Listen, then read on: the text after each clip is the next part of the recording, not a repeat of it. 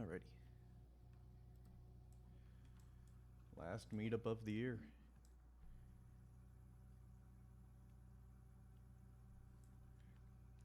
Honestly, kind of crazy that it's been like 3 years now. Oh wow. Because I think we only That's a started lot. doing the meetups in 2021. I want to say, unless we did some in late 2020, and I just can't remember. It was around COVID. Mm-hmm. Yeah, because we started September 2020, so maybe we did. I wish I had started recording them sooner. Let's see, it was Twitch. Yeah.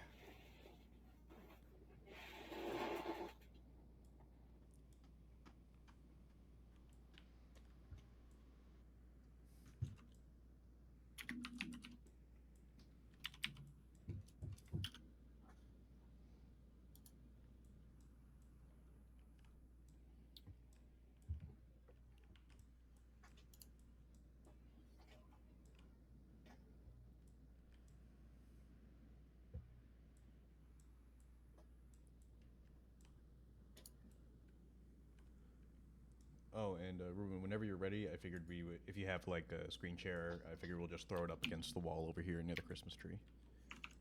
Oh, sounds good. Hold on a second. Trying to find an avatar. There we go. You can hear me, right? Yep. Cool.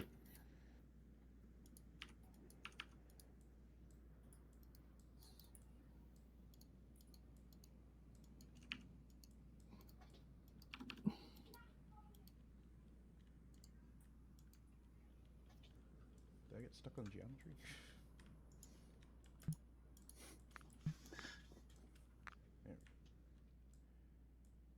I think the nav mesh in this scene is a little wonky near these couches. You did start Twitch, didn't you? Hmm? You started the Twitch? Yes, I did. Because I don't see anything. Hmm. Oh, and now it is. No, I needed to refresh. Apparently. Ah, okay, gotcha. Ah, yeah, I've seen it do that before.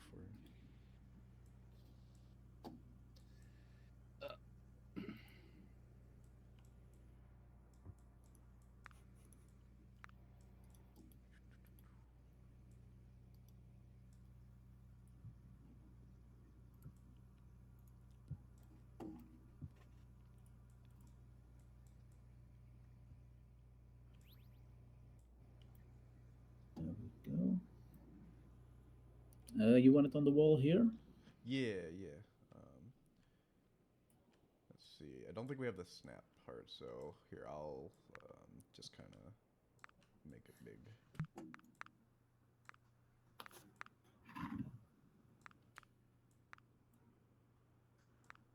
Okay, that should be good.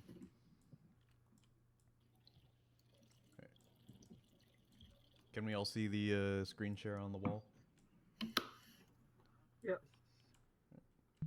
Make it a little bigger.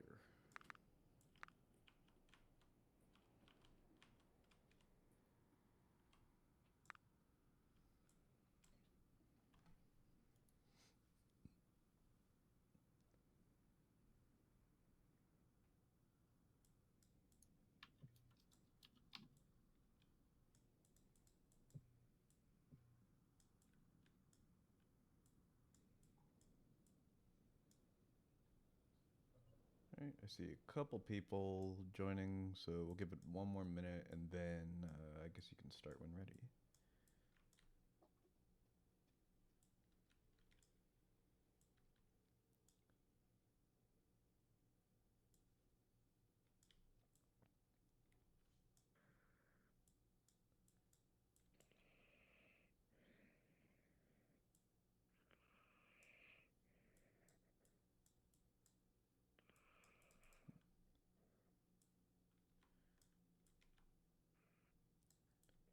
Alright, whenever you're ready, Ruben.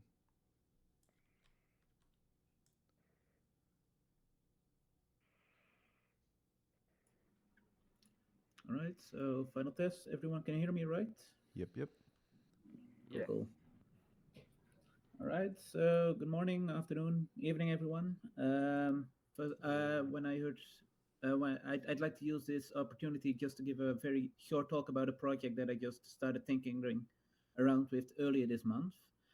First off, I will say it's really nothing too groundbreaking, but it's just such a hodgepodge of all kinds of different libraries that I'm currently just smashing together, which is currently coming together in a more positive light than I had expected, that I just really wanted to share and just see what people will think about it. So, what I'm currently building is essentially a reimagining of Egetrek, and I may be showing my age here already just a little bit, but can I maybe just have some sort of reaction here? Has anyone here ever heard of Egetrek? Like, I don't think there are any hands up or hands down. Oh, source code. Very good. Yeah. Heard of it, but it's giving away my age too, I guess. Yeah, I can imagine. So for the people who haven't heard of it before, Egetrek is like this really old DOS game that I used to play years ago. It was released in 1988, and it was based off the old Star Trek games that were built in the early 70s. The games themselves were fairly simple and very terminal based because you really couldn't do much at that time. You moved the Enterprise around, moving from sector to sector while fighting off Klingons. And the only way you were able to do that was by typing keyboard commands. Uh, Egetrek was obviously inspired by Star Trek, but later on they changed some names around. I think Paramount or whoever owned the license back then changed it. And the Enterprise became the Lexington, and instead of Klingons, you were now battling Mongols and so forth. For me, it's really a game from my childhood that I really played a lot, and also what I just really like about it, especially in our current age, is the whole thing was just 74 kilobytes. Uh, Most of the assets that I'm using are already far bigger than that, and I always just like that they were able to just cram everything together there. I'd just like to give a very quick demo here, just to give everyone an idea on what it looks like. Then we can move on from there. So I'll just very quickly go past all of this. So this is the screen that you were essentially always working on. Let me just see if I can find my mouse cursor. All right. Just a sec. Yeah, there it is. So here you can see where the ship currently is. It's currently relatively quiet in here. So as I said, you move around by just typing commands on the keyboard. So for example, if I would want to move to the location 5.5, you just type in M55 and your ship moves there. The goal of the game itself is to destroy as many Mongols as you can. And if I look at the galaxy map here, I can already see that there are some over here. So if I would just very quickly want to move there, then I would just have to type in like this. I'm now going to teleport to another part of the galaxy. It's followed by some amazing graphics. And so when I get there, I get attacked by a number of enemies, and the whole thing is turn-based, so you can take your sweet time to do whatever you want. I'll start off by just firing off 2 torpedoes. You press the T, you indicate how many torpedoes you want to fire and at what location. And again, some sweet-ass graphics to showcase that you're firing at the enemy. Then they get a turn attacking back. Now, just as a final example, you can also use phasers or lasers to fire at them.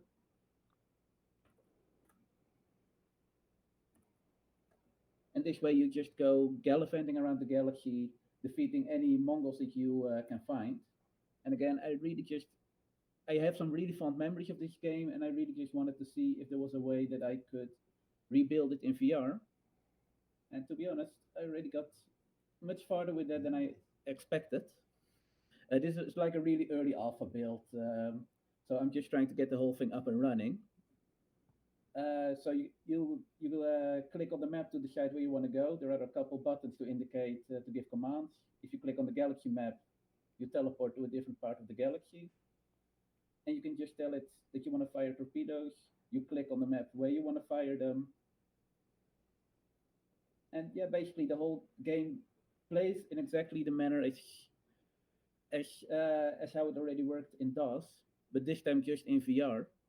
And for me, that was mostly just where the real fun came here. Essentially, in oh, let me just see if my speaker view is still synced. Yeah. So I'm putting the whole thing together with React Free Fiber and using the XR library. I hadn't used it in a while, and I'm already really impressed with what I saw in the latest version. But what makes this project so fun for me is that I am using JS DOS in the background to actually have the game play inside the browser itself. And JS DOS offers an API which lets you send keyboard commands to the instance that's currently active, and that's what I'm currently using to control the game. So every time when the user interacts with anything in the virtual environment, then it just sends keyboard commands to JS-DOS to actually perform the action.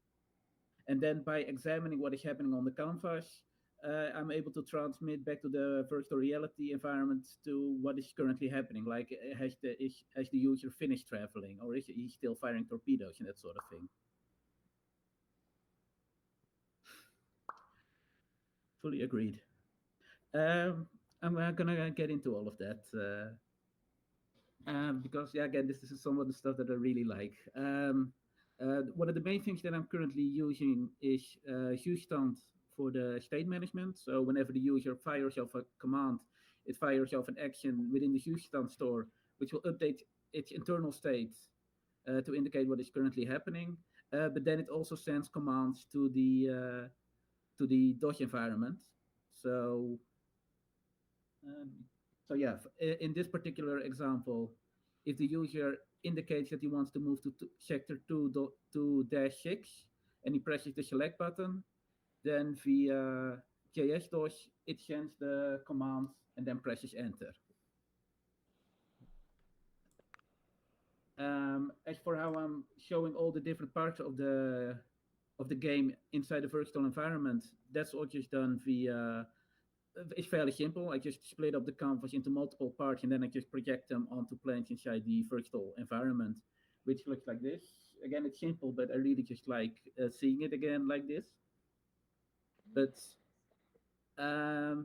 yeah, one of the more difficult thing is that especially in particular where the dialogues. So, for example, if you have to fire at something, then it tells the user that it asks the user like, how much energy do you want to spend on attacking the enemy on 6-7? Now, originally I just wanted to show the dialogue inside the virtual environment, but that just was a little bit cheap.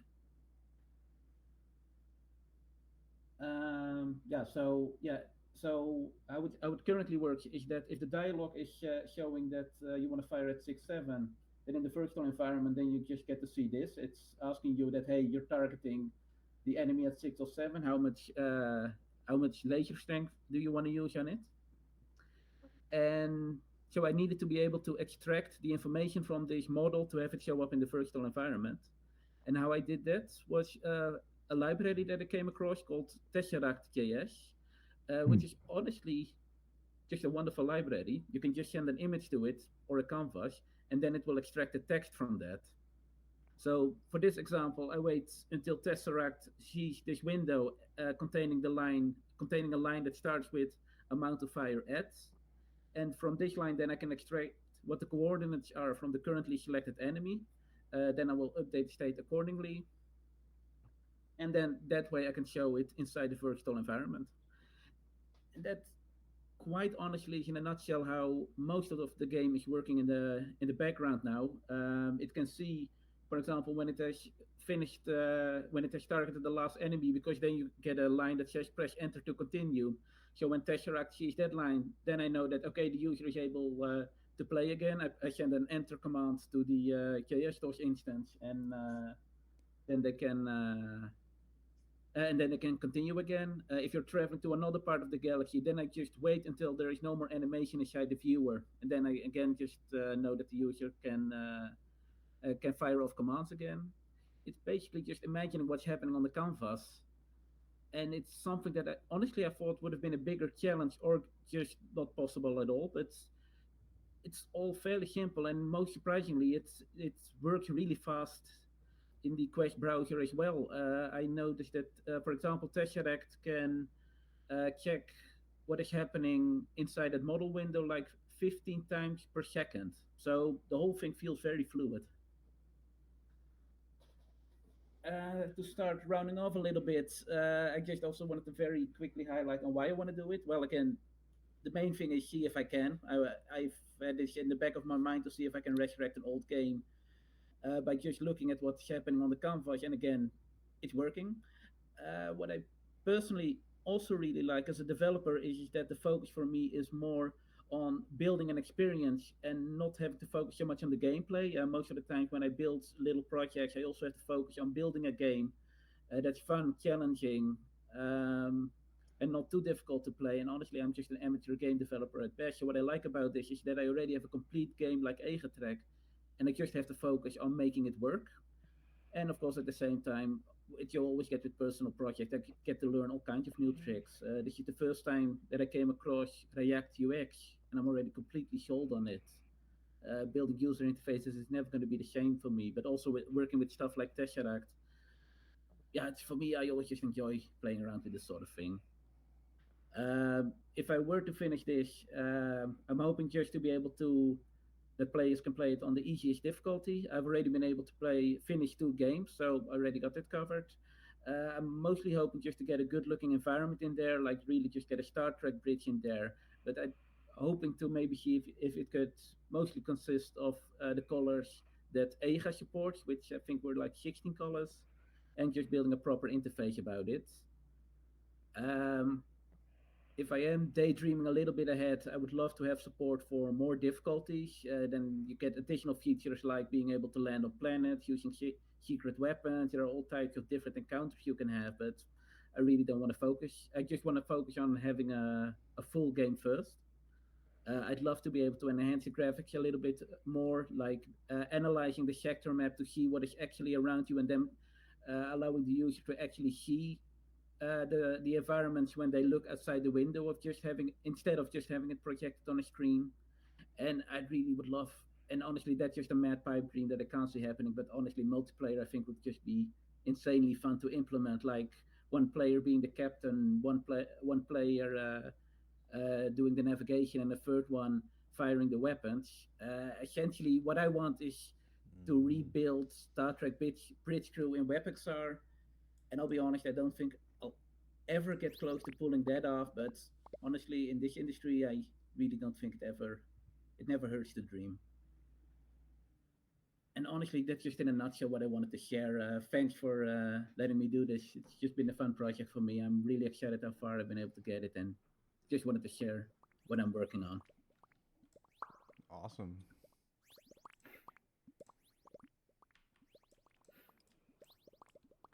Yeah, that's great. I love seeing like reinterpretations of, especially old games in like a VR context. Like this and your NetHack VR port are like so cool. Yeah, I have to admit that I'm kind of afraid that I'm starting to become a little that rebuilding old DOS games is going to be my thing for WebXR. But honestly, it's a fun niche. Uh, just see if I can. I'll just put up this video. Ruben, is the original game copyright free by now?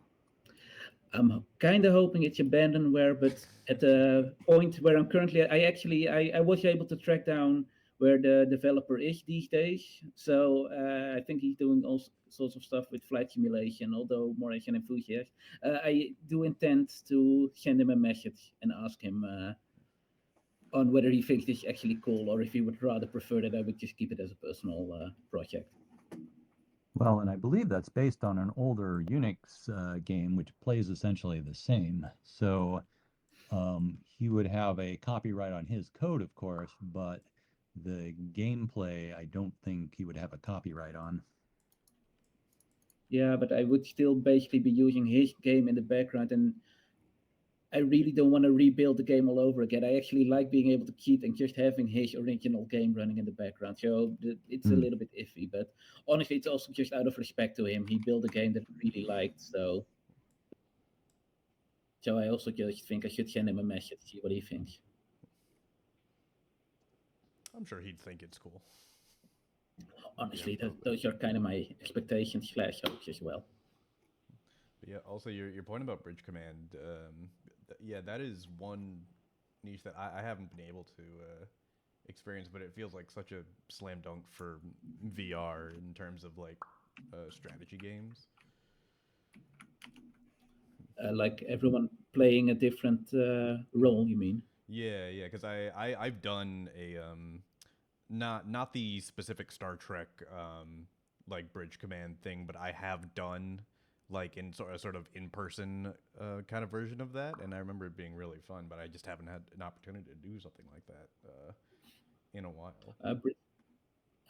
Star Trek Bridge Crew was fantastic, especially at the beginning. I still remember playing that a lot, especially because the people I ran back in there were also proper Star Trek nerds, so everyone was completely into. I'm not saying that we were role playing, but everyone was just shouting Star Trek lines to each other the whole time. It was great fun. Mhm.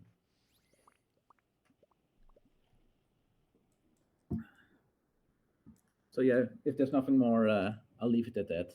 Again, thanks for the attention. Yeah, thank you for sharing. This is super cool. Absolutely. Yeah. So as we're moving into 2025, anyone have any? I won't say New Year's resolutions because we know how those go, but any general goals you'll be aiming for next year?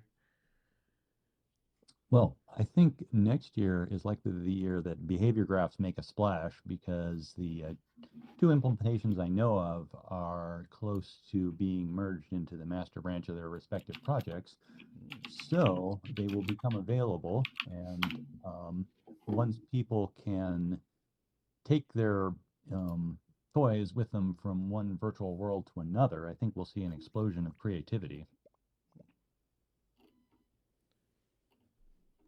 Yeah, looking forward to seeing that. Oh, and Hrithik, thank you again for getting a hubs up and running for this.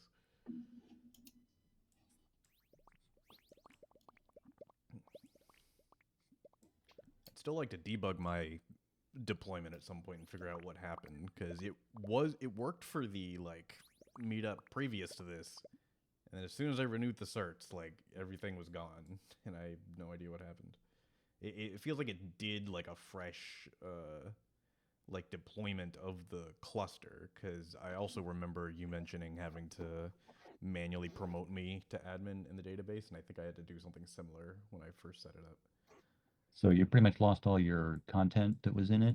Yeah, which to be fair wasn't a lot to begin with. Uh-huh. I only had like the base scene pack and then one of the robot packs, which I think that specific one was a Mozilla one that I don't know exists anymore, but I did find Rene K on the Hub's Discord. He had some links to some other packs on his instance, which is what I bootstrapped this one with. Is it a managed Kubernetes? Could the provider have updated your version of Kubernetes? Maybe. In truth, I after I kind of got the deployment working, I kind of hadn't looked at it for a long time and had just been renewing the SSL. But I mean, I I guess suppose the key something could point have. is that the current way it's set up, it stores all data is stored on the node instance itself. So if your node ever gets replaced, you will get you'll lose what's there, Well, I did or have even object storage hooked up to it too, which I thought theoretically external. would have been able to address that, but But You had an it, external volume. it, yeah. it did remember our usernames and our avatars. Mm, So Hmm. are those on the cookies?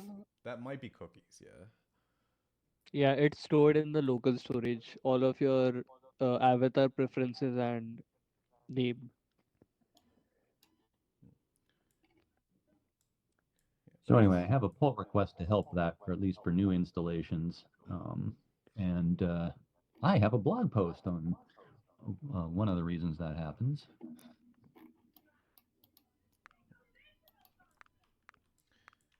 Yeah, I guess on my end, I recently started exploring WebXR in Godot again, Mm. and I actually I kind of worked out some of the hiccups that I was hitting last time in terms of getting stuff working because it uses like a similar interface between both, and then they have like a whole repo of XR tools with like pre-built interactions, kind of like Unity's I guess XR interaction toolkit. It's kind of like the equivalent of that, and so I've been having an idea for an experience that I want to try building in Godot so that it could be exported for WebXR or native, and just kind of playing around with something like that, making like a little short sci-fi shooter type thing. That's my general goal for 2025 is to see if I can get something for that out. How about WebXR plus WebGPU? Has anyone tried it?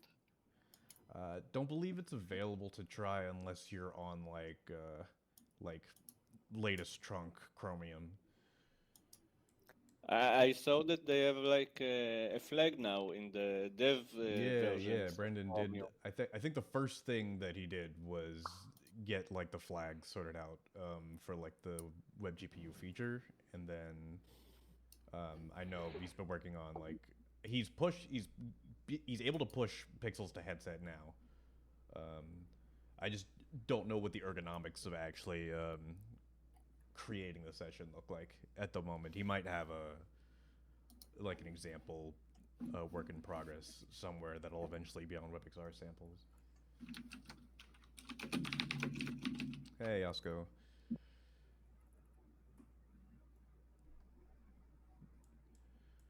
Yeah, anyone else got 2025 plans they feel like sharing? Honestly, mine would be finish all my existing projects. I have way too many on the back burner, and now I started another one. So That's how it goes.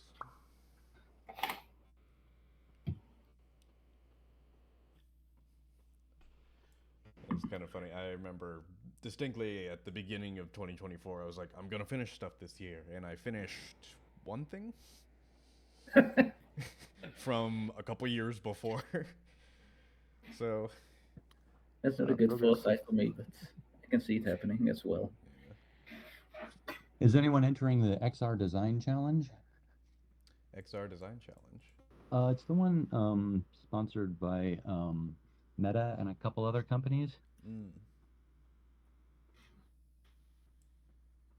What is that about? Let's see. Where's the? Oh, I have that. Let me see if I can find the link for the thing itself. I have the link for the sign-up form, but I'm also trying to participate in it. It's Shapes XR plus Immersive Insiders, right? I think so. Yeah, that sounds right. Yeah, it's great. Oh, They're that was the video collaborating with binder. Meta and other companies like MX Inc., which is a stylus specifically for Quest headsets. Interesting. Has anyone tried the emulator of the Android XR? I did briefly, yeah. I don't think I actually did a WebXR thing in it yet, though. I was just playing around with it and getting my Android Studio stuff updated and seeing how it worked. I actually haven't looked at much into it. There's already an emulator and such available. Yeah, it's available in the latest Canary release of Android Studio, I believe. And then it's just like a device under XR category. Yeah. I'm gonna give it a look. Yeah, I'd be curious to see first impressions when people finally start getting Android XR headsets in their hands.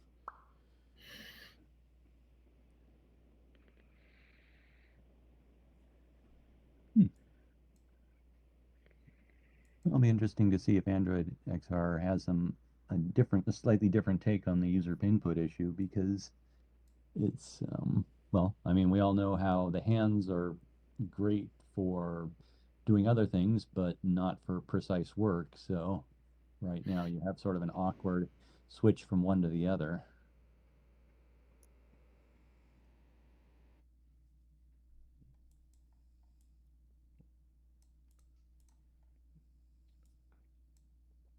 I guess it'd be nice if it worked well enough with hands. That could be your default mechanism.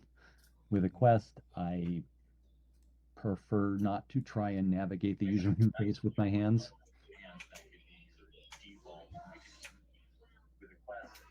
Yeah, it's always a little finicky when you're trying to like when you're trying to like close windows in the Quest UI. For me, that always feels like I Yeah, should spend like an tiny extra tap second or target. two to line it up correctly. It feels like you fight with the UI.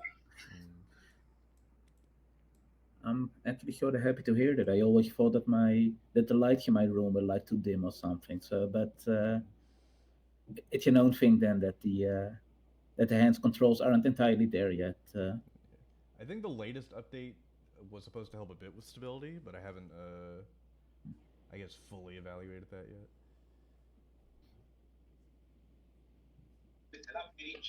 Hey guys, can I show something? Yeah, for sure. Sure. All right. So I just launched my latest game that runs both on desktop and VR. So can you guys see the screen? Hold on. Yes. Put Here, this I'll one put up it there. on the big screen. Oh, thank you. Thank you. Is there a media frame in this room? There is not, unfortunately.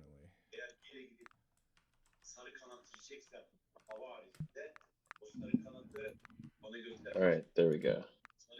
So yeah, it's called Archery Evolution Showdown. It's the essentially the sequel / multiplayer version of Archery Evolution, which we launched last year. Oh yeah, that's cool. There we go. Okay, so I'm having issues here with getting the mouse working, but with the streaming, I guess. So yeah, so this is a multiplayer experience. So you could just open a second tab and just join in, or you guys can also just join on the link as well, obviously. What are you using for networking? It's using Coliseus, so it has a backend server with sockets. It's just made a lot of like management stuff easier. It's initially going to go for like peer-to-peer, but that's a lot of hassle. All right, so Where is the link? there we go. I just joined myself, and yeah, you can shoot. VR players obviously have their hands free, so they can move around. But on desktop and mobile, it's fixed. So yeah, we just shoot. We just get going. What is do the you want link? to drop a link to the actual Sure. game real quick? Okay, yes. Let me do that. So anyone is welcome to join. This is not the VR link. I'll post the VR link in a second. This is the desktop and mobile link. This is the VR link.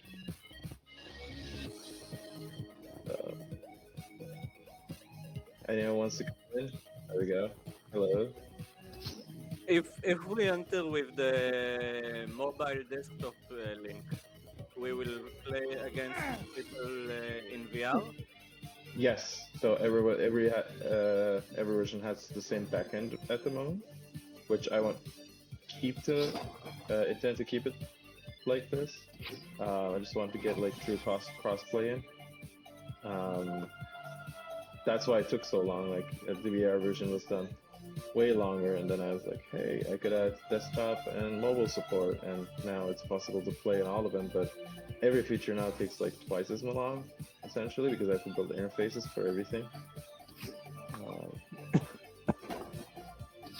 So yeah, you can pick up bomb arrows. The bomb arrows explode, they do more damage.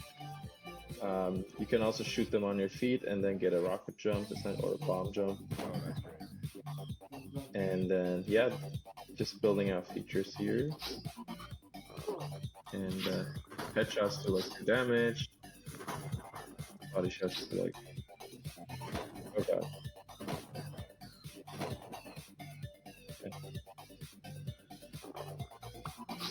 So yeah, this is the initial release.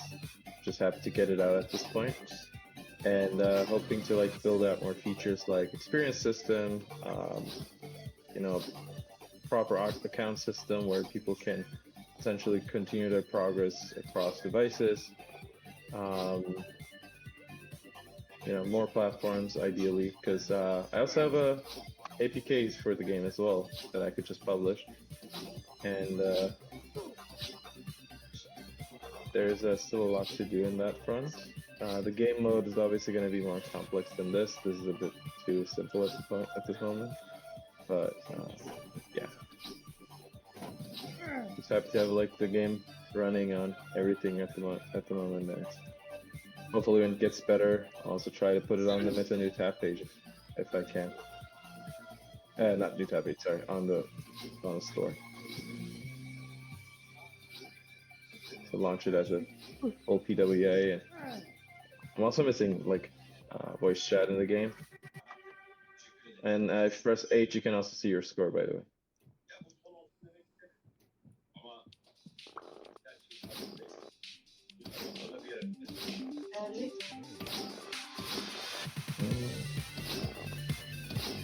Nobody's jumping all the time. Why do you have the stamina for that?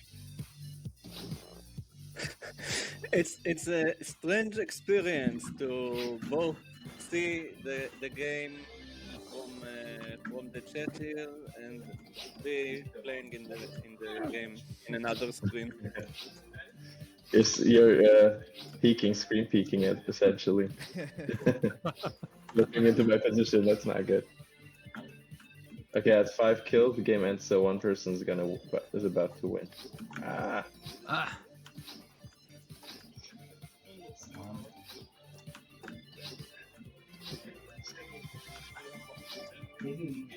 I should have recorded this. Oh no. Maybe I can. There we go.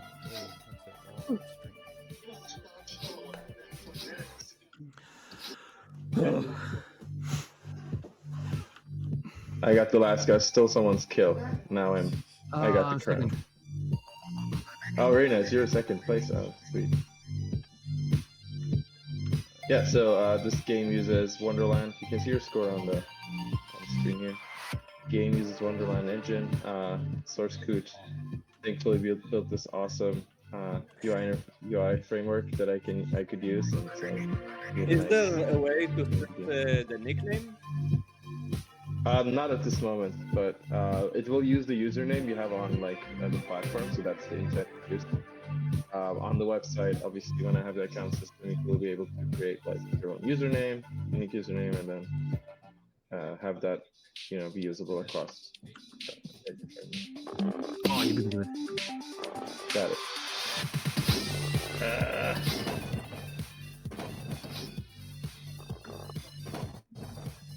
Yeah, it still has some performance issues that I need to get ahead as well, but So it's a little choppy loading. yeah, especially when you load in, it's like loads all the characters and the meshes into the experience. It's not super fast. So yeah, if you guys have any feedback, obviously I'd love to hear. I'm trying to make the game better and, you know, more fun and more interesting. One game you could take some cues from is this, I don't know if you've played it, but Hybo. Yes, I have. Yeah. I can see this becoming like a WebXR kind of analog for it.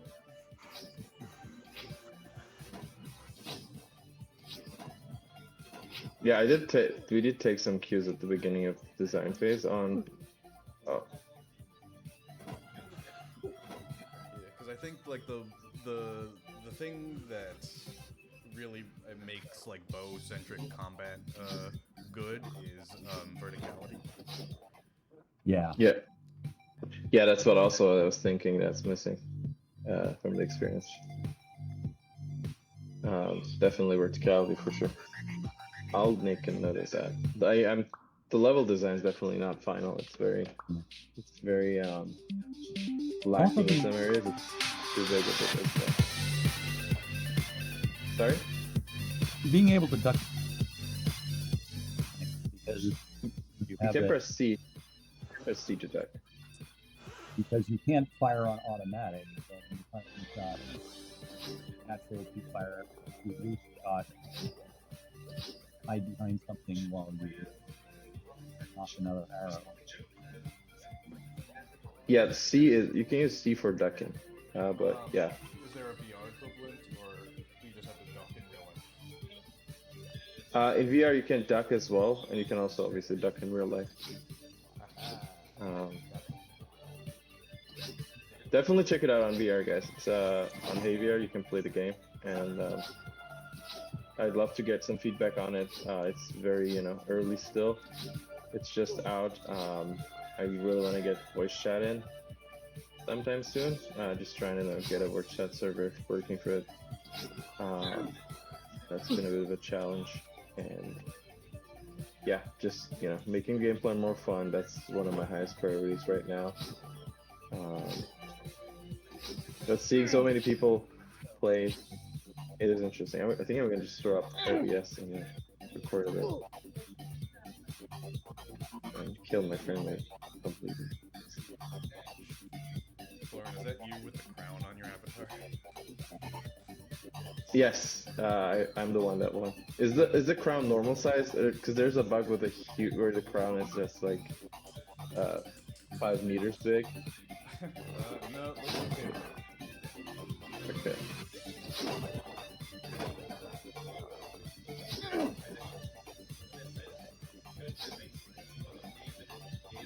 I've played this game too much. That's kind of what you like to hear from the game designer. Yeah. I have some issues where the arrow is stuck in my area instead of going forward, like In the air, you mean? or something. In the air, like in front of you, or? Yes. Yeah, I have that issue sometimes. I tried changing it to like for it to essentially use triggers instead of colliders, but it's doing that. But I'll have to debug that, so I'll note that. Thank you so much. Yeah, like I'm throwing the grenade and it's stuck on my area. Okay, I'll definitely try to replicate. Thank you. I don't see the arrow at all on my bow for some reason. When you pull back, or? I don't know if it's just like a matter of I didn't pull back far enough.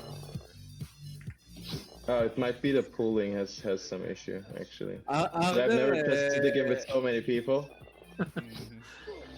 Are there maps So the pooling... with first aid? Sorry, are there other maps? With first aid.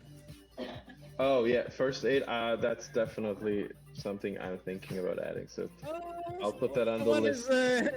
Someone is after me. Oh yeah. Actually. Okay. I'm gonna add a notepad here. So someone won. Who's the king? I think it was me. Lunar Shadow Arrow. Nice. Looking good. With that crown on your straw hat.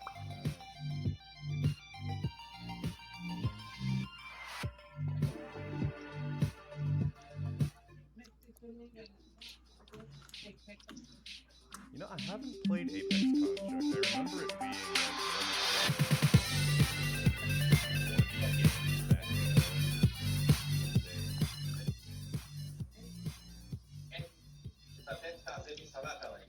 I haven't played that one either.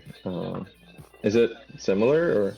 It's like a single player like campaign type game where your main weapon is a bow. Oh, who's shooting this fast? Who's hacking? How fast are you supposed to be able to shoot?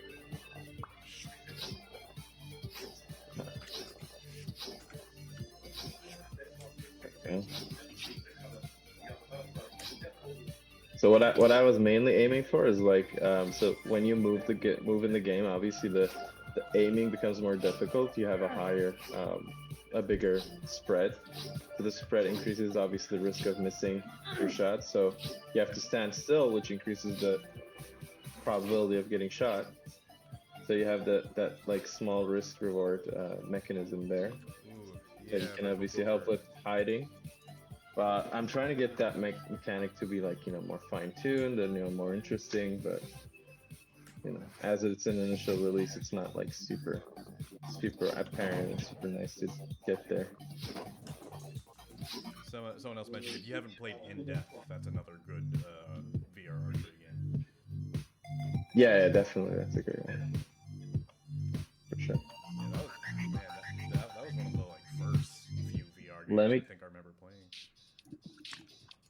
Let's see, how do you throw the grenade again? You gotta press Q or E or press 2. You can just select it like in World of Warcraft with the hotkey bar. What do you call it? How do you do it in VR? Oh, in VR, you just gotta press the trigger of the hand you have the bow on. It's not the greatest mapping, but that was the only free one. Ooh, got some. Oh, who's in VR, by the way?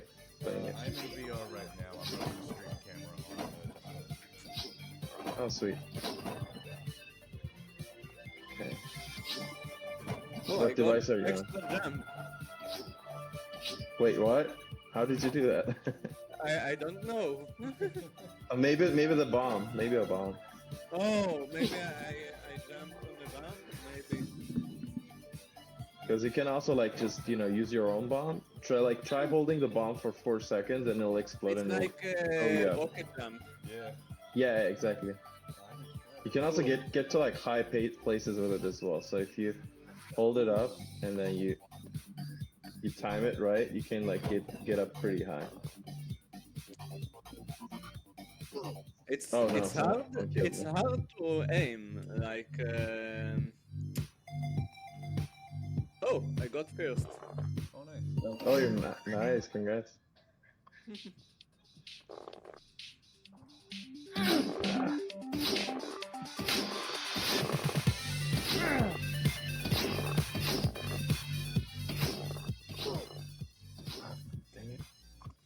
Yeah, I'm one of the things I'm definitely looking into is like improving the aiming and the shooting mechanics. That's still not. I'm not super happy with it. Oh wow, someone just landed a really good shot. Oh wow. Okay. Oh, that was you. Oh, that was you. Someone blew me away. I think that might have been me by accident. Oh! And now I have to do like that. Gotcha. Oh, there we go. Nice. Oh, you're up there. Everyone shoot. Oh wow, Ow, you flew ow. away. You flew away. Holy cow! You could probably. I'm pretty sure you can shoot yourself out of the map. I am not.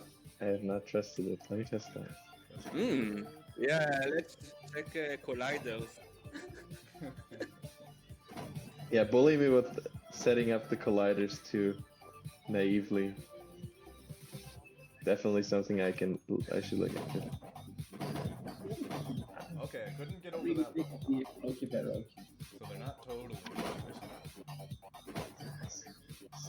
Okay. There might be places, so I'm not sure.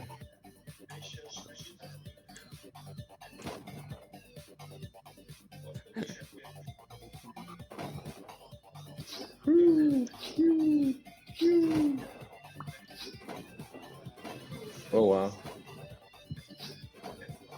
Uh, can we go up here?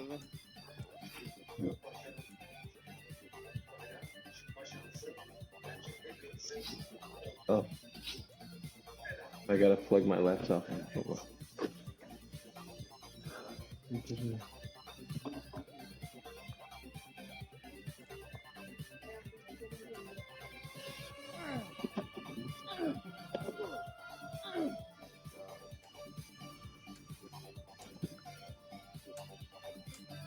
So we finish up this round.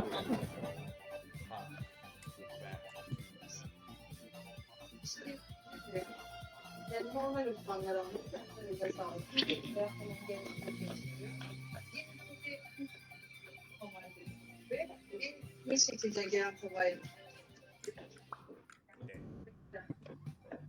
Oh, All right. Thanks for playing, everybody. Appreciate it. fun. It's good. Nice to have it with a bunch of people. Thanks for sharing. Let's take a picture in the middle so I have something for Twitter. Oh, sure. Okay.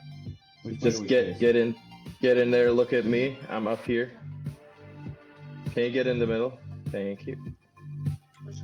Okay, someone left and their hands are in the air, but well, it's an alpha, so people will be okay.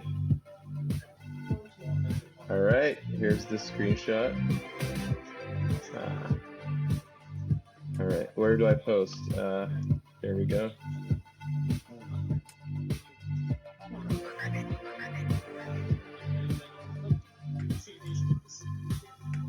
I was also in Sure. VR. It was fun playing. Yeah.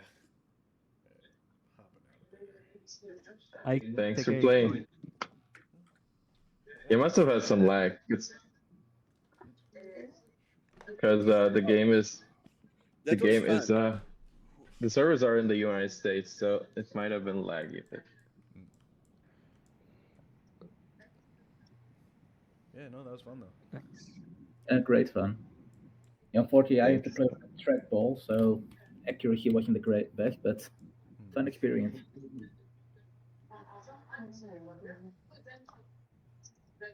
All right, Twitter post is out.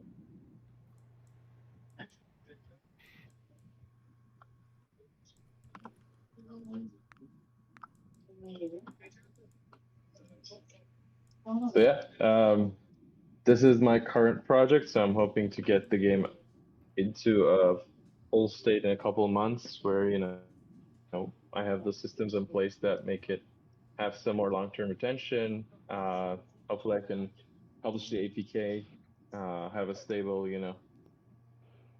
frame rate at lower end target devices.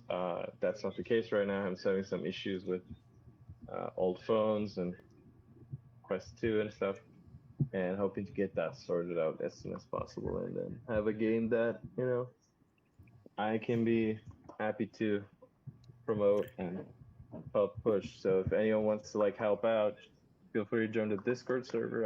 I'll post a link down here in chat. And yeah. What is the percent of older devices that you see that enter the current game? I'm gonna be honest. I don't track the devices all that much. You'd have to ask KVR how this. It's probably the same distribution, what I'm guessing. So, because I'm asking because you say that you're working on, optimize it for lower end devices. So maybe it's not something necessary.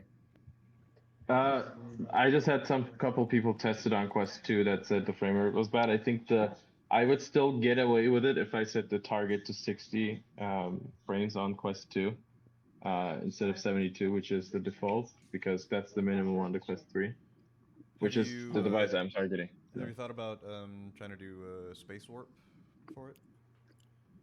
I don't know if Wonderland supports the space warp, because I think you need velocity map. Yeah, that's the one that needs the velocity maps. Yeah, and so I have zero clue how to generate that in Wonderland. It is supported on WebXR as well?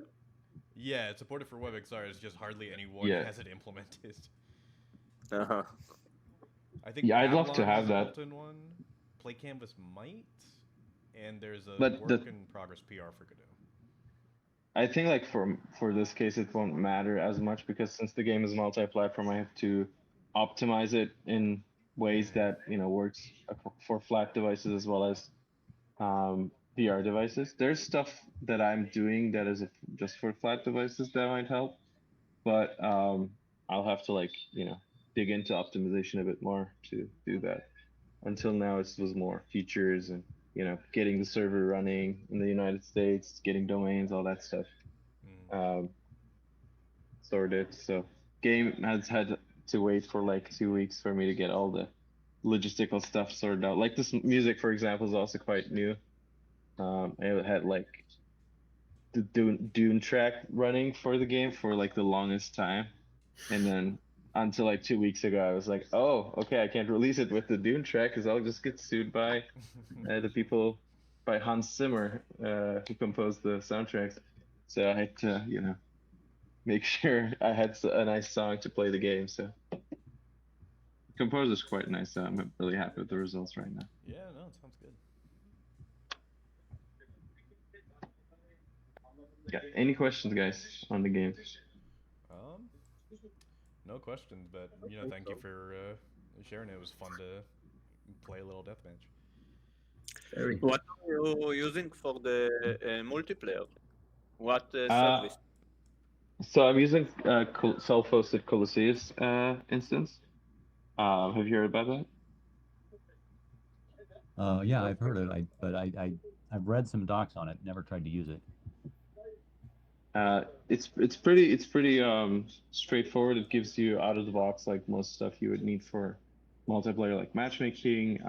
You have networking through a centralized server with Vue.js. It'll automatically manage your rooms, create them, delete them when you connect or disconnect. It allows for like essentially the most basic state management as well. So it synchronizes states across entities automatically, so it does speed up development quite a bit.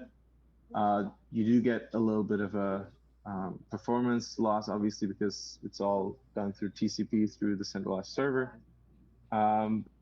But they are working on getting web transport in, which would add like UDP support in the future, so that'll be quite nice.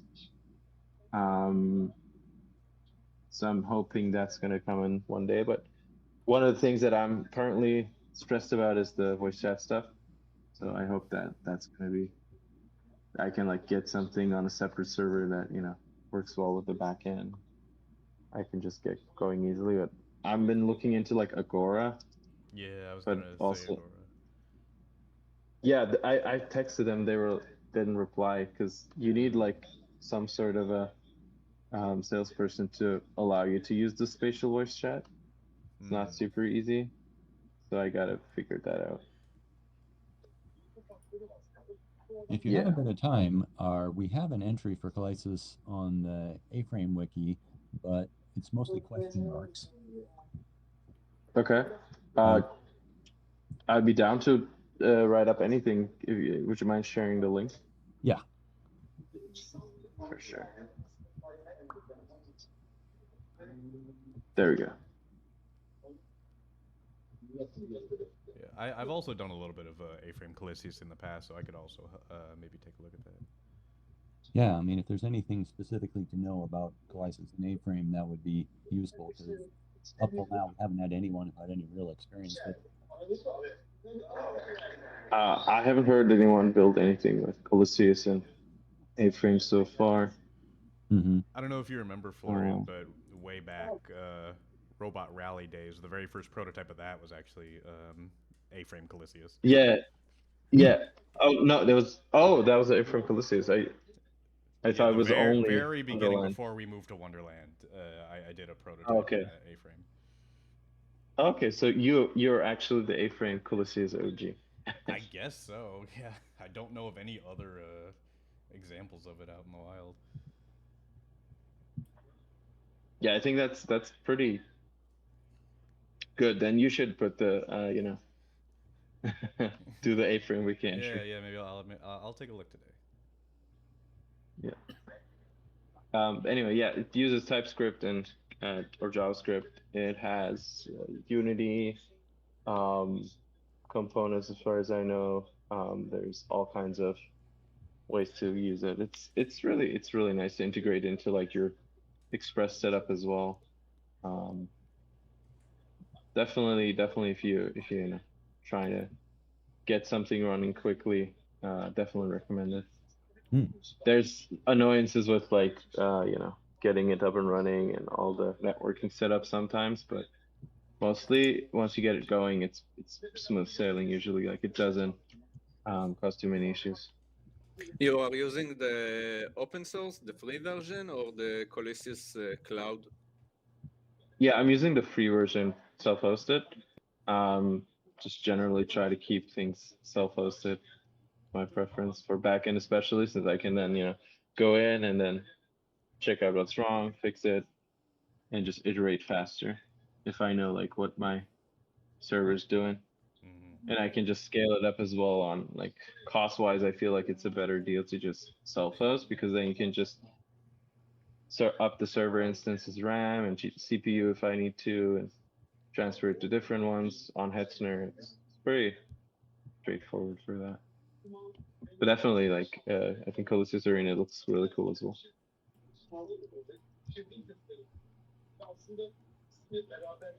But it's amazing to have something like Colisys for that's open source. Mm.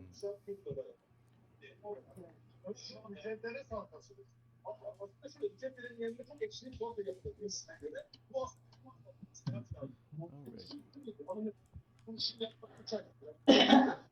Anyone else have any 2025 plans?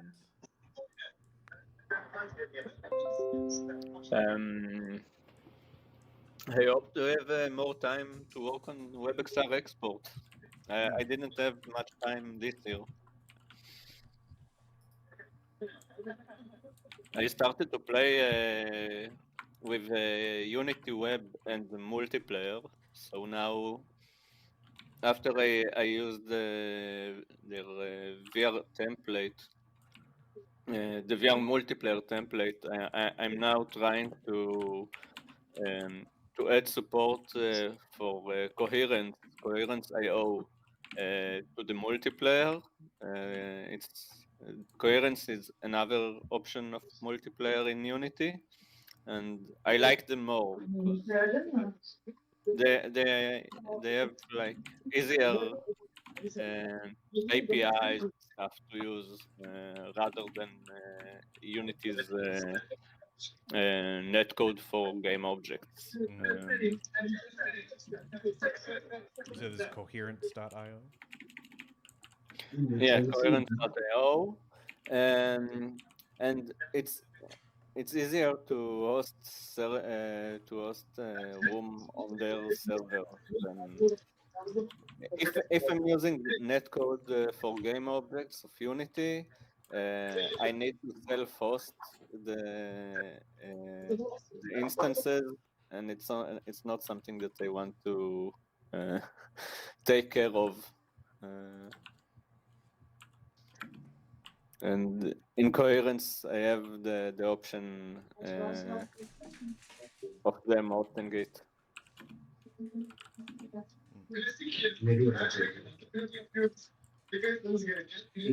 it'd be interesting to see more complex Unity WebXR stuff being built out. Because I remember I was talking to Elijah a few days ago, and one of the like more polished Unity WebXR things I've seen lately is the stuff from Island Collective. Those guys that do like the internet computer VR stuff.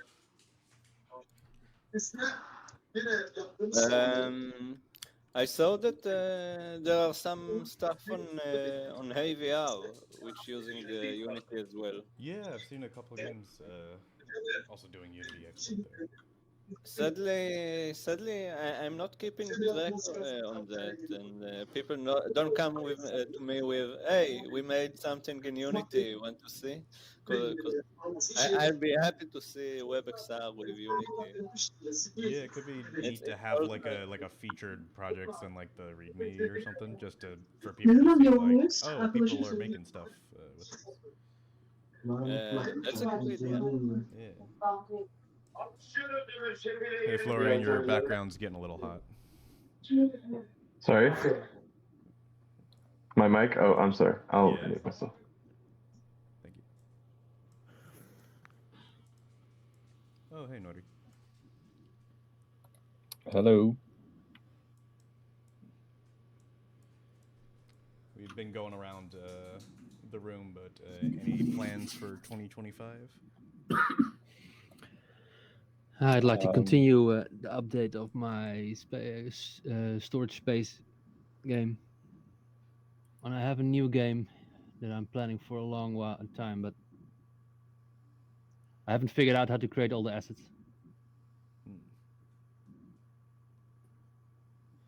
Have you like started the process for what is the theme? making Space Station 13 a PWA?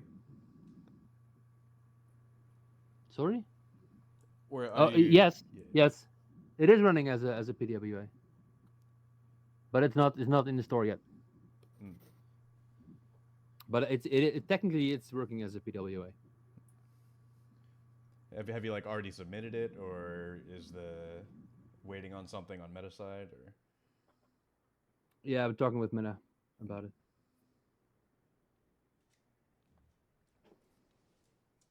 Not too much I can say about it. Fair.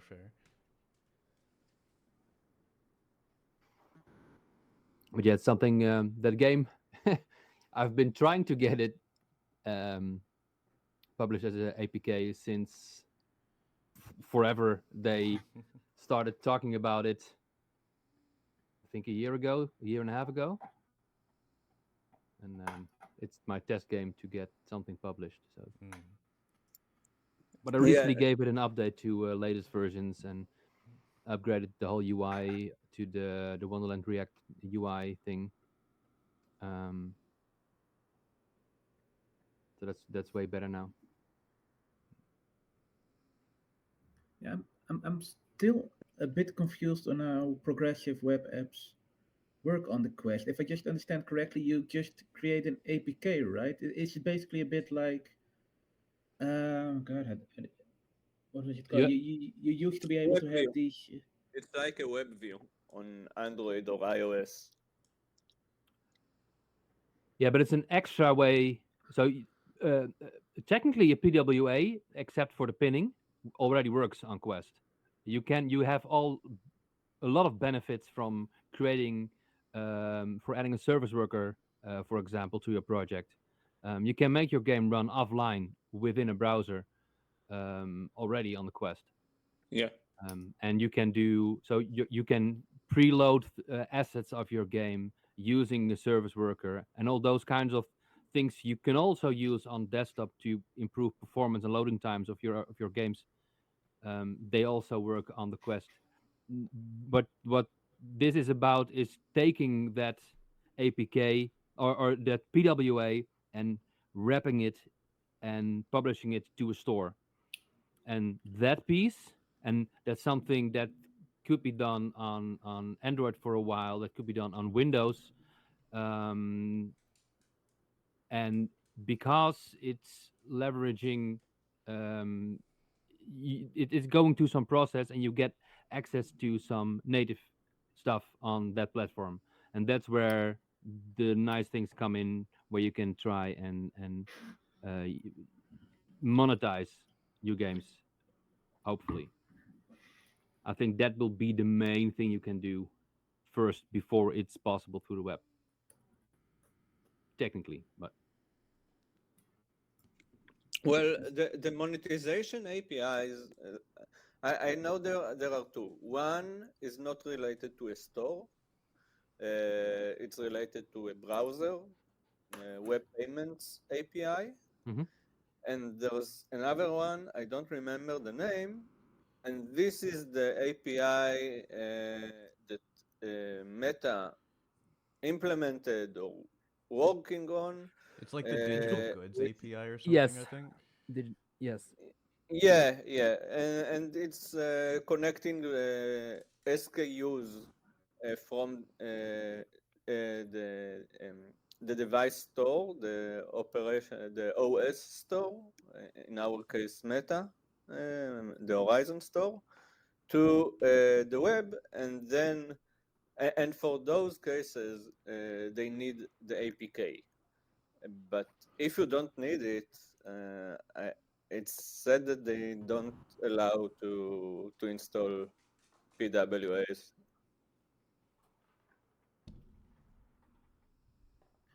Without turning it into an APK, right? Yeah, that's the shame. Sorry, just thinking out. I was just talking out loud there. Pardon.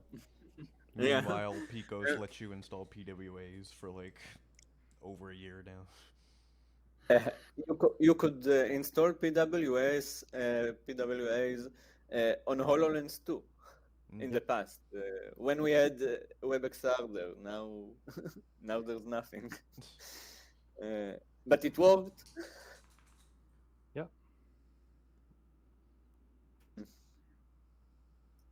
On Android XR, they also don't support PWA yet. I don't know.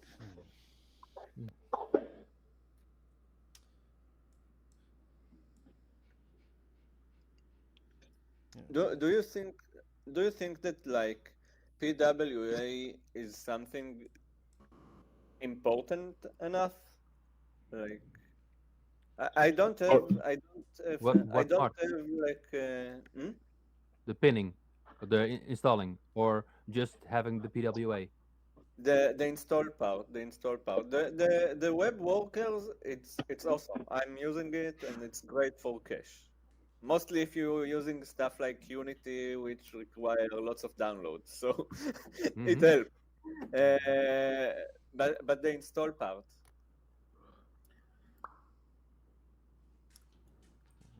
For me personally, a lot of the tools that I currently see on my taskbar are PWAs that I've just installed.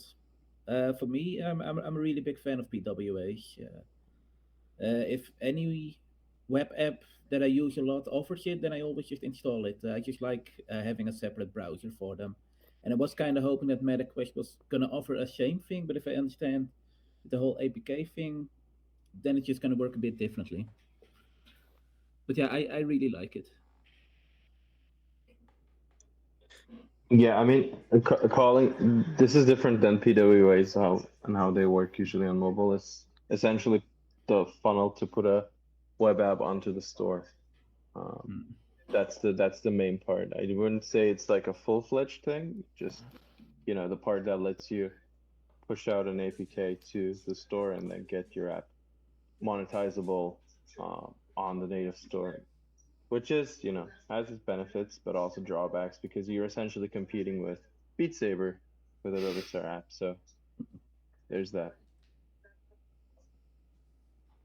Um, yeah, and then we got to the talk about like discovery of WebXR games. It looks like if you want to get users, you need to be in the new tab page and you need to be in AVR, as far as I Basically, see. yeah. Yeah. But it doesn't have to, and um, you can maybe create an experience where you have part of the game available on the new tab page and on HVR for free. And if you want to have the full game, you can go into the store and buy it there. Um, although technically there's just a link, and you have to figure out a way to um, differentiate between the link and the link through the PWA APK thing and the normal URL. Um, but yeah, that's one way I think that could be beneficial to just have it in the store, and you I have to play really the game once. So except if you use the Unity exporter, then you can build the game entirely in Unity and just export a part to the web. Yeah, I really want to see like a full-fledged game, like a native game that use WebXR for promotion. That Secret Circle. That is kind of the idea I've been having for my Godot thing. Like Depending on how I much I have can friends. I have friends that have like games in the store, like the people from that work on Retropolis. And for years now, I'm telling them, try WebXR, try WebXR. You already have like the animation and the stuff. Do a little scene, and the people in the new tab page looking for stuff, and I think that they have a great assets, both the story, both the quality of the art, and it's just a miss, in my opinion, that they don't use this to leverage more views for the game. We did exactly that with That Secret Circle. That is a Quest game or a VR game. It's not only it's on Steam as well, and there's a free first 2 levels. And did it help? Like, did it bring people to the full game? Yes, not the billions we hope, but Oh yeah. but yeah, it does work. It does help. It is, and it's possible to do. And have pretty much the same experience as a native game on the web. Yeah. I feel like one of the core things is certain games in VR are usually more successful than others. I feel like social is just such a key component now. Like similar to being in this room with you guys just through, the browser. I think that's also what a lot of WebXR games can do. And It's that's what I am similar. aiming for example. It's similar in desktop games as well. You see, all the big games are having a multiplayer. Because you want the retention, you want the users to come back again and again. But it's hard. It's hard to work on multiplayer. You know it better than me. Definitely. Oh yeah. To be honest, I really like started just the stress of debugging multiplayer bugs and making sure it works is just a different type of pain. Yeah.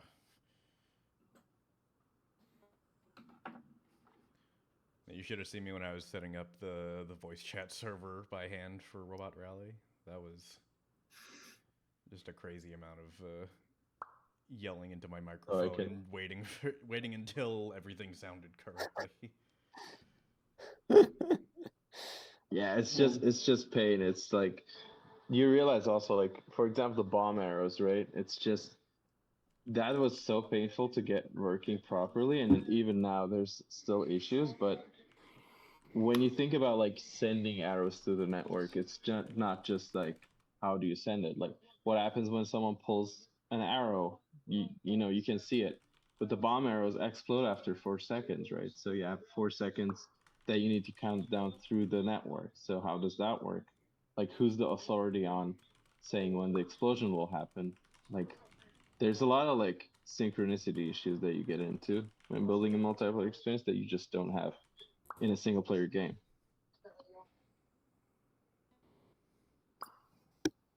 But once you've solved it, you know how to do it. Or is it something you need to do over and over and over again? And for the next type of arrow, you have to invent something again. I mean, depends on what it does. Right? If I were to build an arrow that projects some sort of a object into the scene, that object needs to get instanced in the network, and you have to think about how does lifetime work in case someone has like 2,000 milliseconds of lag. And so those kinds of questions come into play. And then I'm also just not that great at like network coding, and it just gets very, very weird when you get in certain areas of how things are supposed to happen. And then obviously security is also because it was an issue at some point. Right now it's not, but I'm pretty sure the game is super hackable. If someone wants to really hack it, they would just send, commands to the server and be like, hey, I just sent an arrow behind your back into your head all the time. So like things like that, you just got to mitigate at some point. And then, yeah, you just got to know what bug to fix next because there's so many. But if you are at the point where people are going to take the time to figure out how to hack the game, you reached a certain threshold of attracting people already. Yeah. It's almost a luxury problem to have. Your game has become I think worth so. hacking. Yeah, I mean, if DDoSing becomes a problem, then it's a good problem to have. I feel like. Yeah. But yeah, hopefully I'll have that problem sometime in the future, and then I can be like, here's all the money I made through WebXR, and then I can just throw that at. But far from that right now.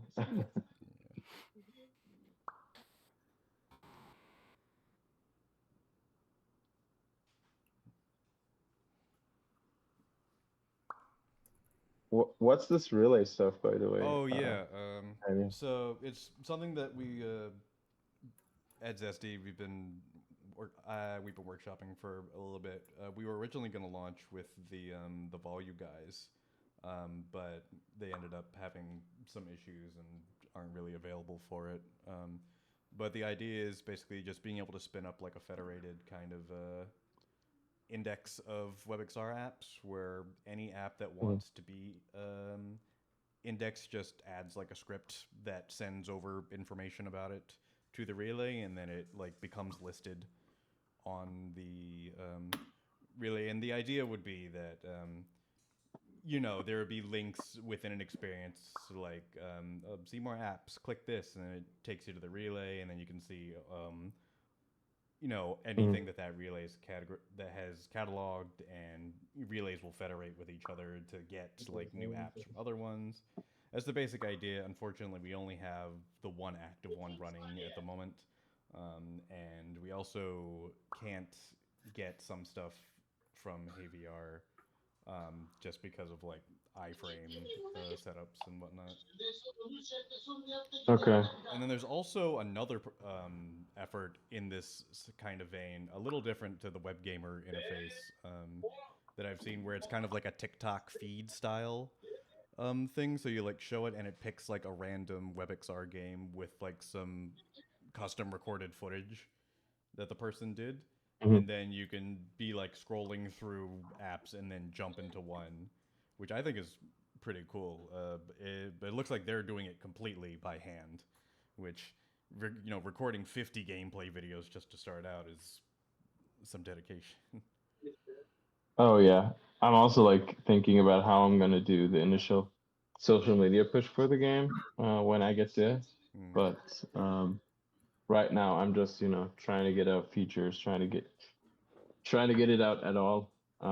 Do social media, maybe publish on one or two more platforms until I have something that I'm happy with. Maybe get the CI running as well, so I don't have to do manual pushes anymore.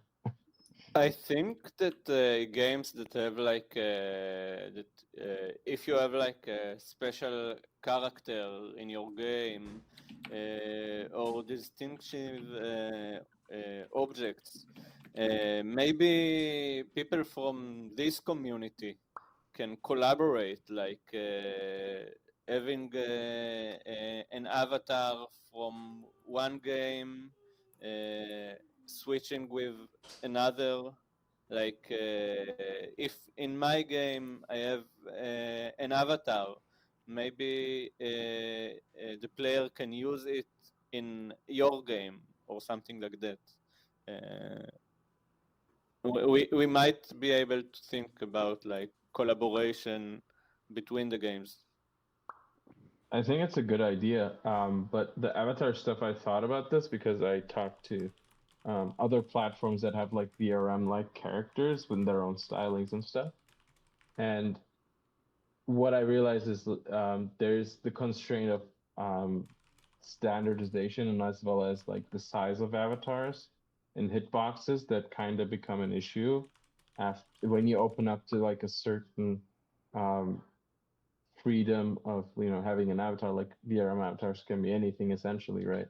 So you get the issue of, oh, you need to have limbs. You need to, like, for example, due to certain simplifications, I don't have limbs in the game. I only have um, hands and body, a torso and a head.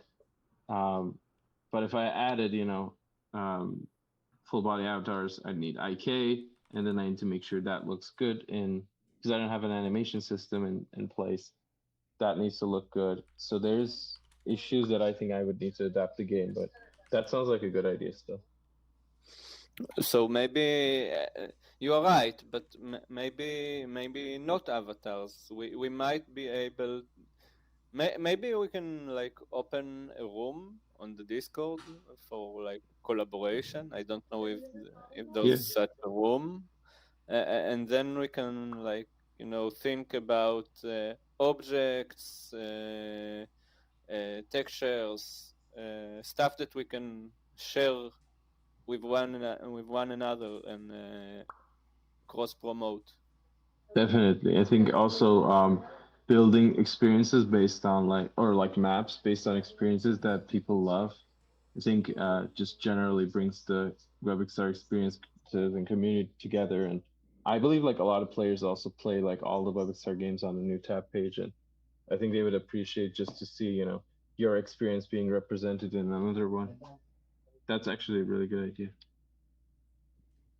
The like theme environment, it's a cool thing, because I totally can see like in how in lots of games you can like make an environment with different theme, but it's also like when I think about it, it's lots of it is much more work,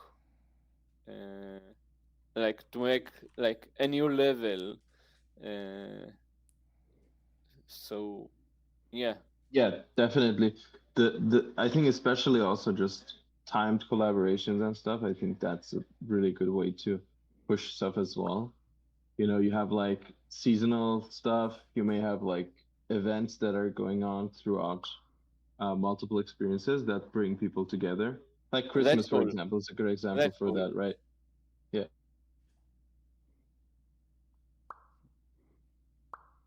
But yeah, I would love like more collaboration between projects as well. That would actually be really nice. But I think there's also like a coordination issue of like seeing, okay, how do we bring more than enough people to like make this a thing?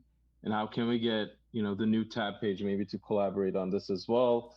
Maybe change like the theme and like, like how Steam does, right? When you have a sale, they have like items and stuff that are promoted in their sale, and it's coordinated, and they change like the layout or the background image of the store just to accommodate like the celebratory aspect of the thing.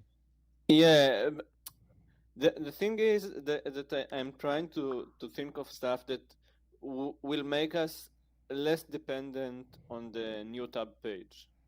Things that like, because currently most of the views coming from the new tab page, because users don't know that there are games in VR unless games in WebXR unless they are coming from the new tab page.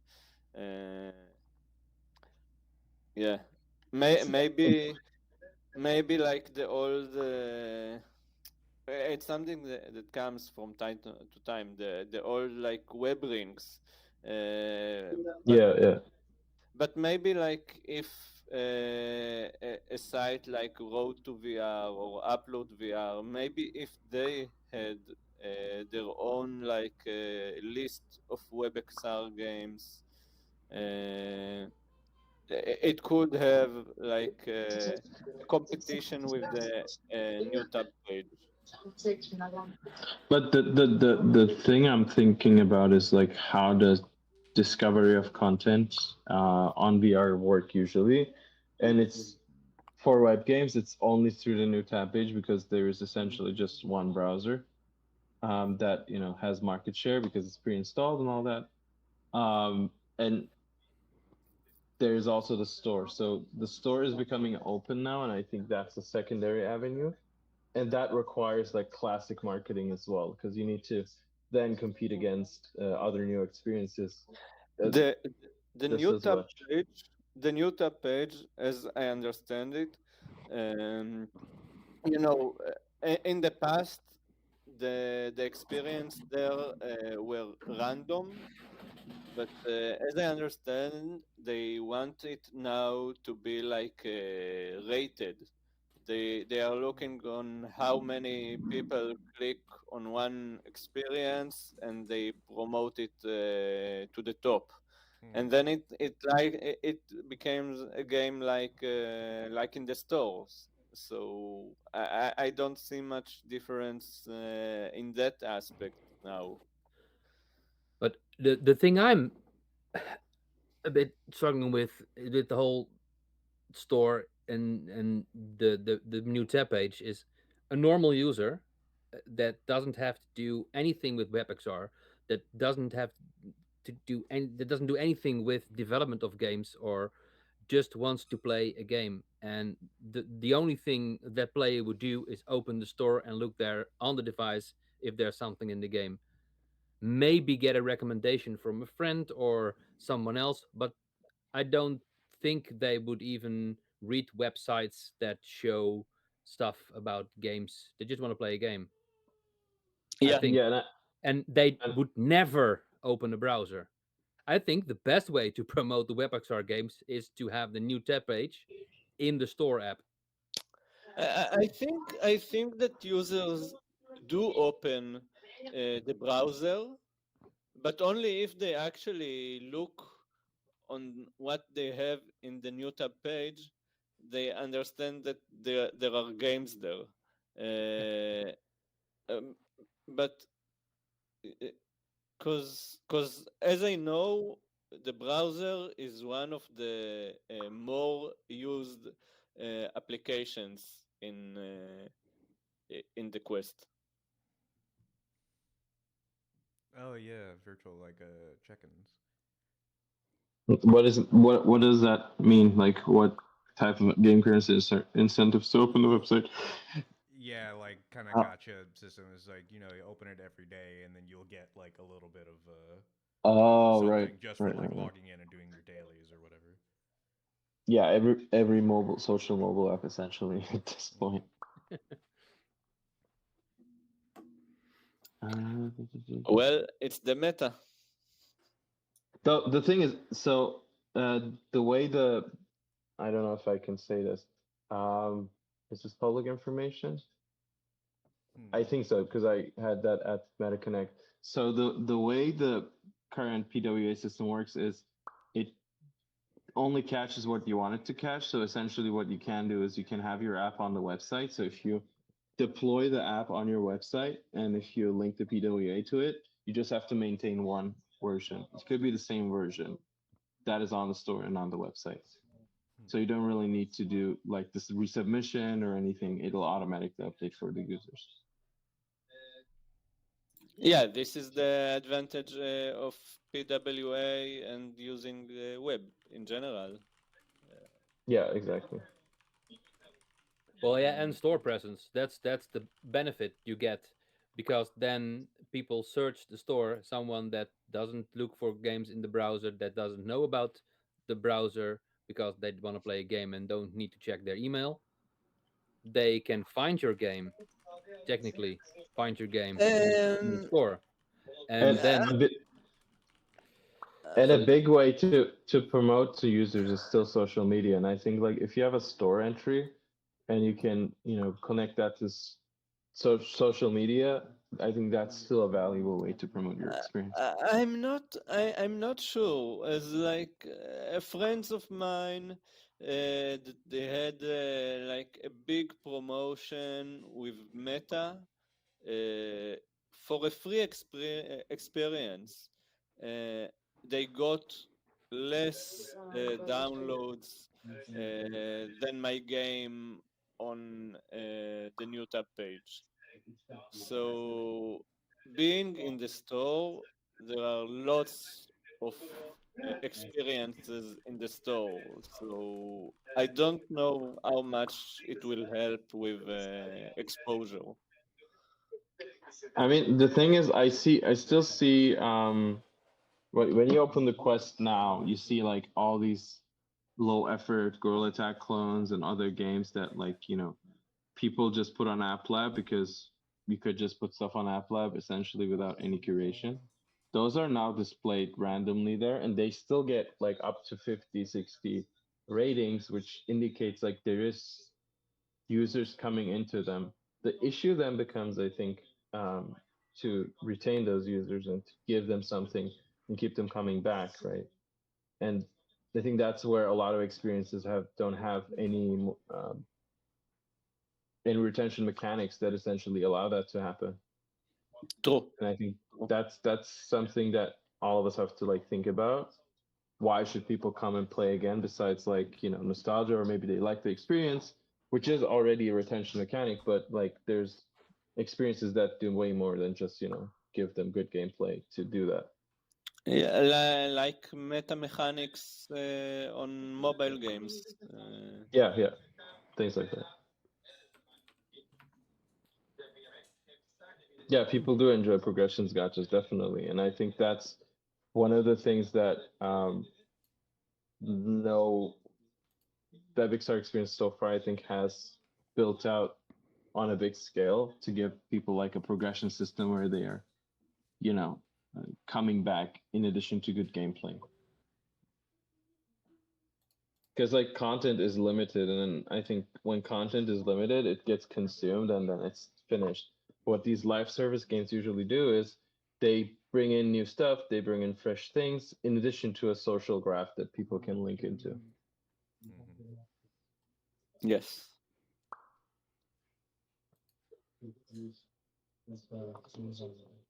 Yeah, content is, I think, one dimension in the whole aspect as well. There's a lot more dimensions to attract users at. Are there like user generated content games in WebXR? Not really UGC games, I don't think. I don't think so either. Like the closest you'll get is like the being able to do like social, like build your own world type things, but mostly limited Yeah, to like social stuff like the but profile like or hub. Mozilla Hubs is not a game. Right.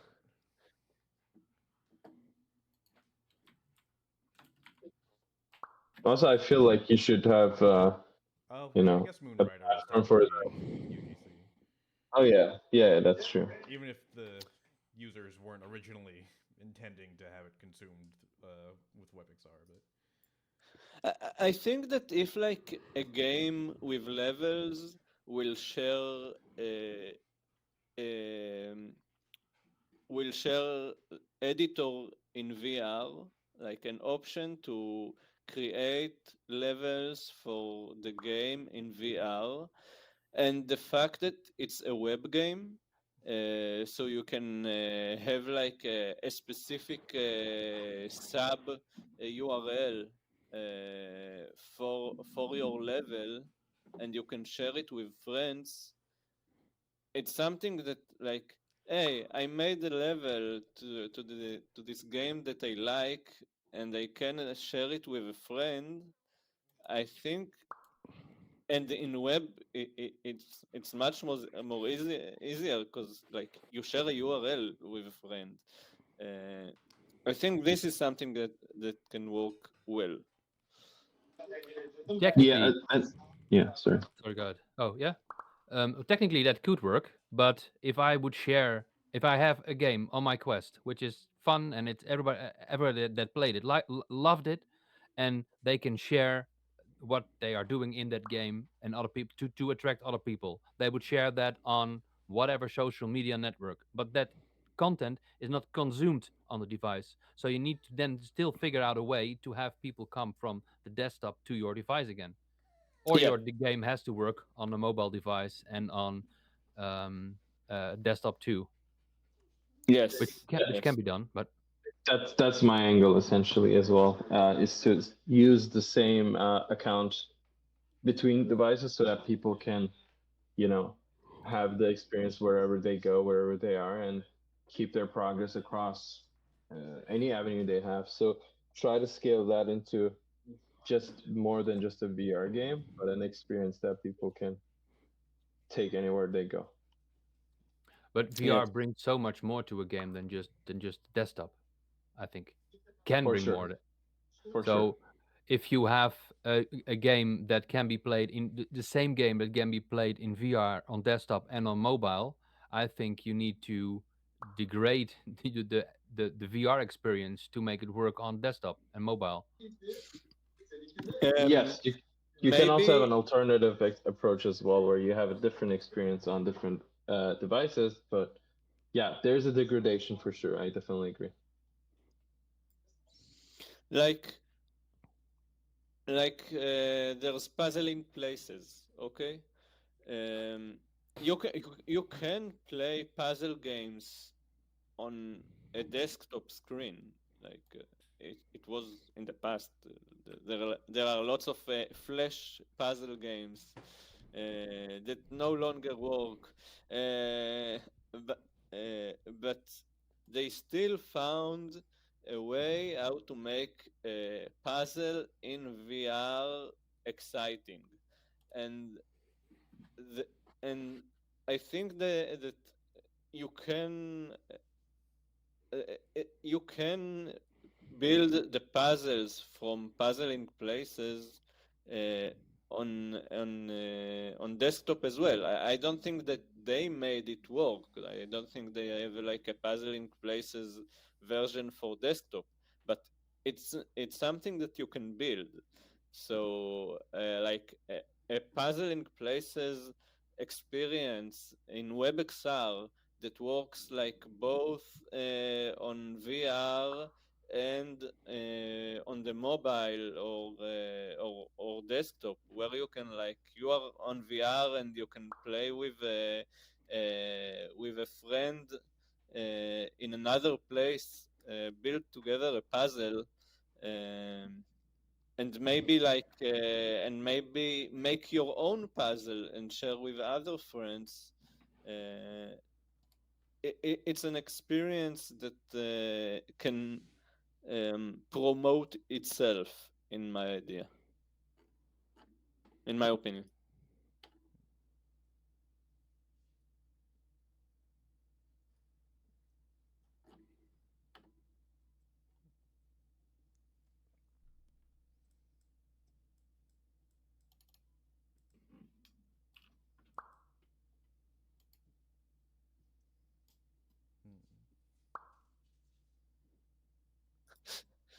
Silence. Yes, everybody's thinking. Or doing something else. Yeah. All